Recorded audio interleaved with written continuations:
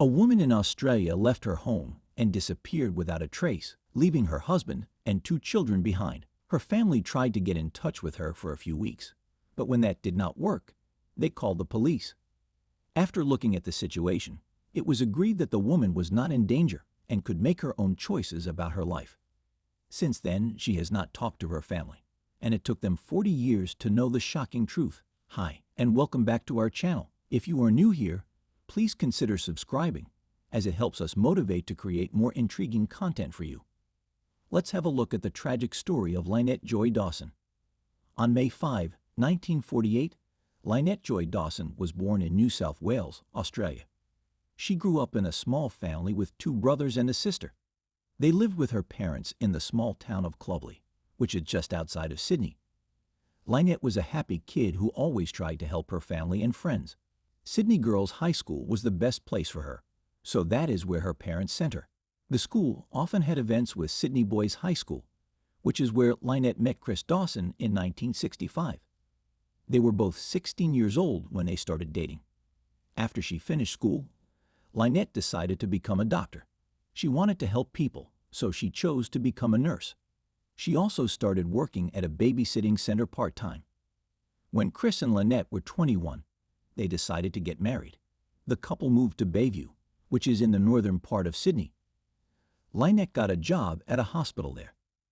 Chris did a lot of sports, and since 1972, he has made his living by playing rugby. Paul, his twin brother, was on the same sports team as him. Later, they both quit their jobs and started teaching physical education at a school in Sydney. Chris and Lynette wanted to have a big family, but it took them a long time to get pregnant. After 6 years of trying to have a child but not being able to, they started to think about adopting a kid from a shelter. But Lynette did get pregnant in the end, and the couple had their first daughter and then their second. Lynette and Chris were happy to finally have children, and their friends and acquaintances thought they had a great family. But soon, the perfect scene started to show the first signs of trouble. Friends of Lynette started to notice that she had cuts and bruises on her body. When her friends asked her about it, Lynette said it was not a big deal, so they should not worry. Even though Lynette's friends were worried about her, they did not think what was happening was that bad. Back then, many people in Australia did not think of domestic abuse as a serious crime. Also, everyone who knew Chris thought he was a good guy and a loving husband and father who never got mad. So, their friends did not try to solve their problems and did not try to stop them from getting married. But as time went on, Lynette and Chris's relationship only got worse. Lynette could tell that her husband's feelings for her had changed, and she was worried about the future of their family. A few years after their girls were born, they decided to hire a nanny. Chris told one of his 15-year-old students, Bev McNally, about this part-time job, but she did not stay in it for long. She saw Chris raise his hand to Lynette twice, and after that, she decided to leave. Chris asked one of his 16-year-old students, Joanne Curtis, to do the job that Bev turned down. Joanne's family had problems, so Chris asked her to stay with them for a while so she could spend more time taking care of the kids until things got better at home. Lynette is kind and wants to help people, but she did not agree with this. She was worried about the problems in their own family and did not want someone else to be there all the time. But Chris pushed for it, and in October 1981, Joanne moved in with them. The young woman stayed with them for about a month, until Lynette found out that her husband was sleeping with Joanne. It really shocked her, and it was another blow to their marriage. She kicked Joanne out, but she did not end her marriage to Chris. Even though her husband did bad things, Lynette still loved him, and she wanted to keep her family together for the sake of their kids.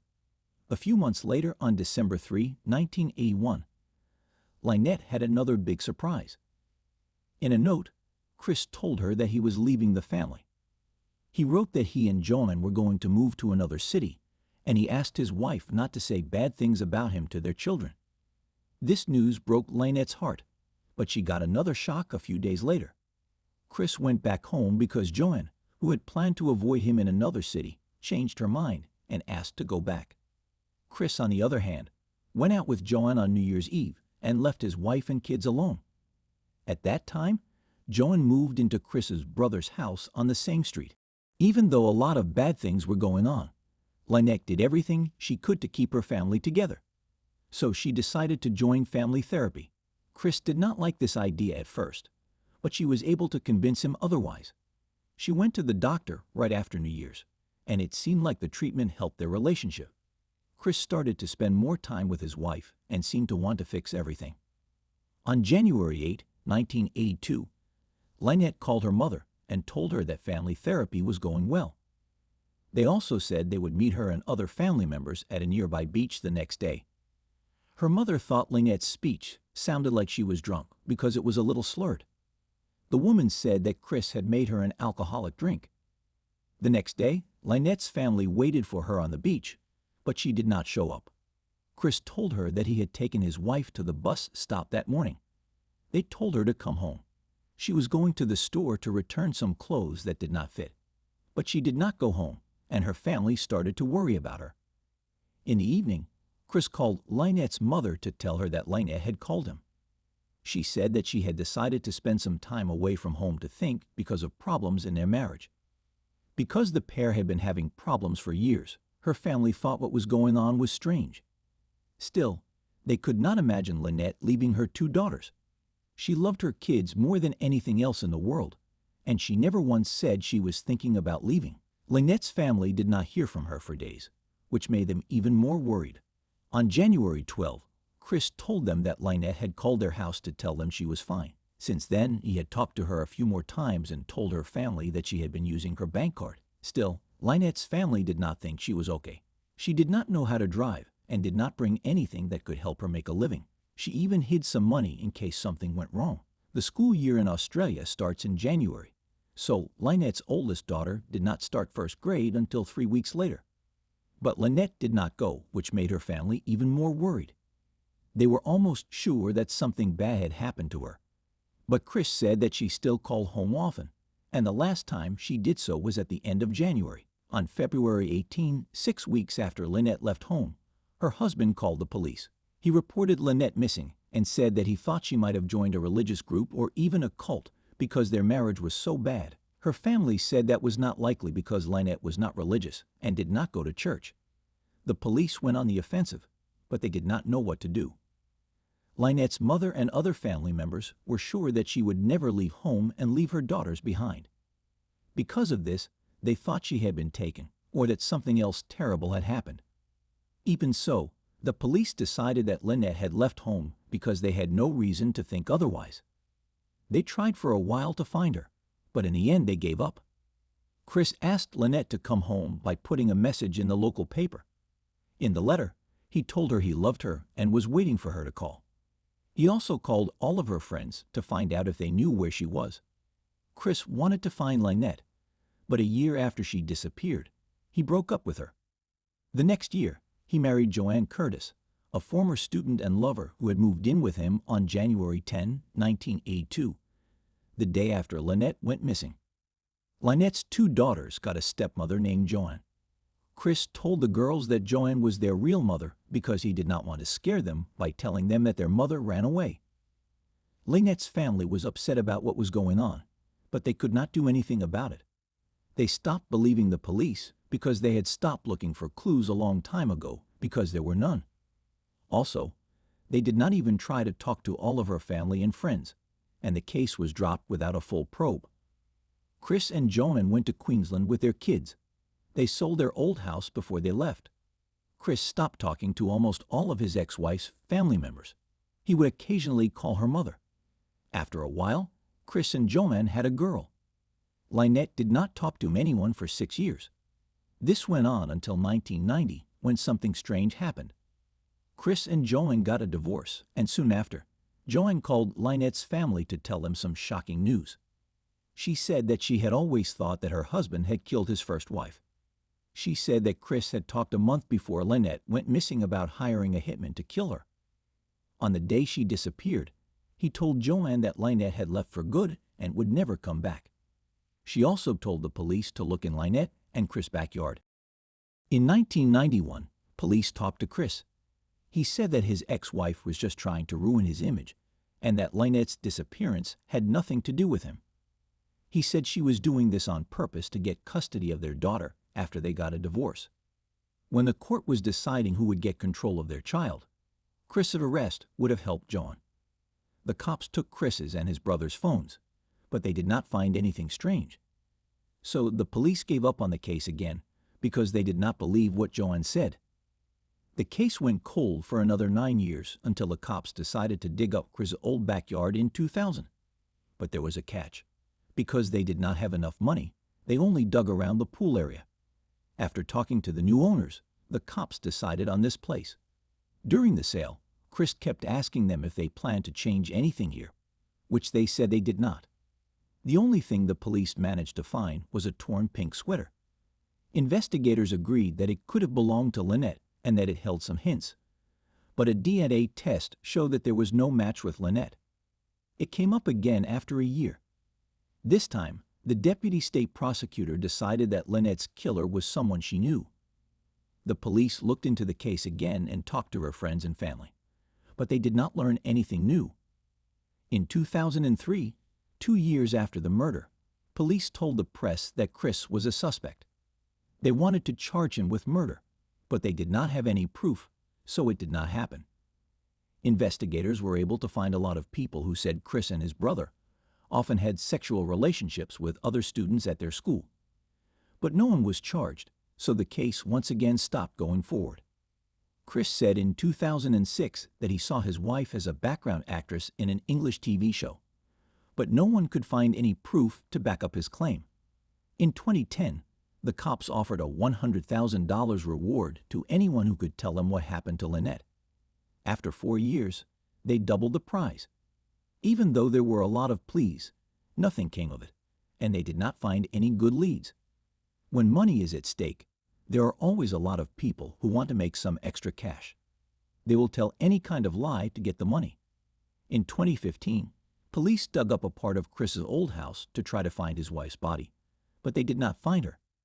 In Australia in 2018, a show about Lynette's disappearance got a lot of attention. This was the point where everything changed. There were reasons why Lynette's husband should have been the one who killed her.